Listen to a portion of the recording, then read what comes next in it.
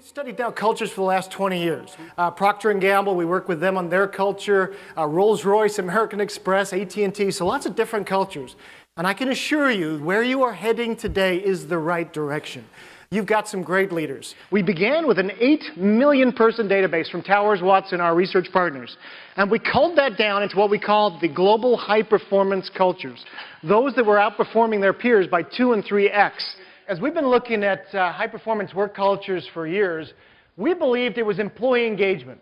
If we could only get our people engaged, that would be it. That was the holy grail.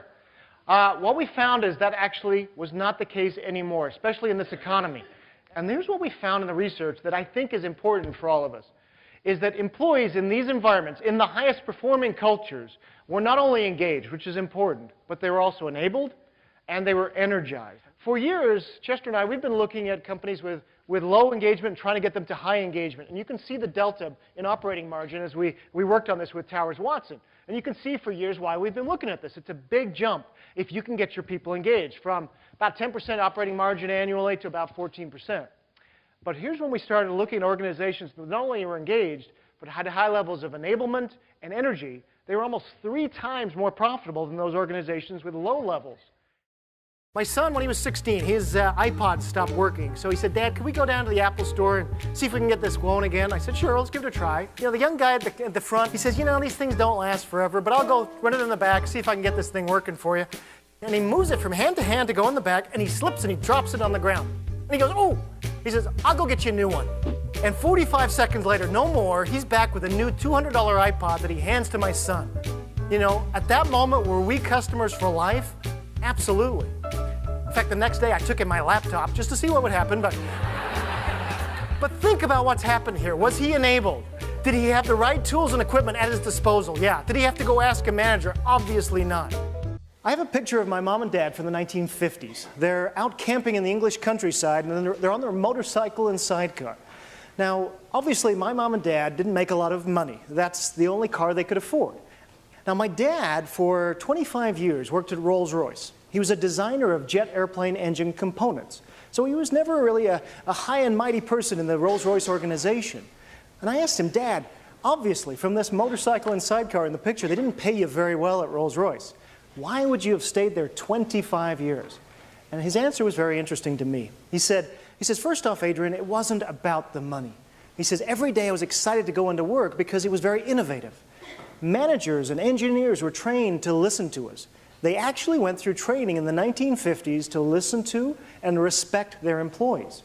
He says, "They were also taught to recognize us. If I added something to the drawing, my name would be added to the draft, which went up to senior leadership and to the client." He said there were even days where he would literally throw his fist in the air because he was so excited to go into work. That's what we're talking about when we talk about work culture, employee engagement. Can I pick on Dwight here? Dwight, why don't you stand up here? As you're driving into your office, Max, every day, do you just sort of throw your fist in the air and say, "Yes! I get to go to work today"? Do you do that? Sometimes. Okay. Integrity is one of your core values. Nicely done. This is what we heard from one employee that we surveyed. She said this: "When I make a mistake, I'm recognized 100% of the time. When I do something great, I am not recognized 99% of the time." This is what we get. You know, the manager wants to see you, and the manager goes, "Hey, can I see you for a minute?" And what are you thinking? Uh-oh, yeah, uh-oh. More praise and recognition. This is killing my productivity. If I get one more frickin' plaque, I'm going to go ballistic. Specific. This is the other idea we learned too, is that recognition can't just be, "Hey, great job, great job, great job. Great job, everybody. Great job." You know, you kind of know these managers, everything's great job. They get their finger guns going. "Hey, great job. Great job. Great job, you." And you're thinking, you don't know my name, do you? So let me bring this all together with one example. This is from Norton Healthcare. This is a great healthcare organization in Louisville, Kentucky. They have about 10,000 employees. A few years ago, Norton Audubon Hospital, which is the heart hospital, had an issue. Their food service department had 1% customer satisfaction nationally.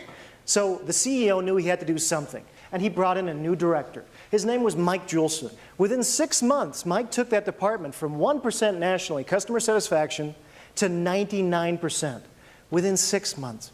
Now, I asked Mike, I said, "How in the world did you do that?" He says, "I just thought my people had been beaten up long enough." And so he says, we changed everything. He says, we praised. We even praised mistakes for a while. We praised when they arrived on time. We praised when they smiled at customers. We just thanked people for their jobs. And we listened to them. We listened to them on menu ideas and ways we could help our patients. My chef in his tall white hat started making rounds to patients and asking how they were doing. It made such a difference that people started showing up on time. They started coming in and caring about the customer experience. We started to have this noble goal of making a difference in patients' lives through their nutrition. He says, and something magical started happening. People started to care.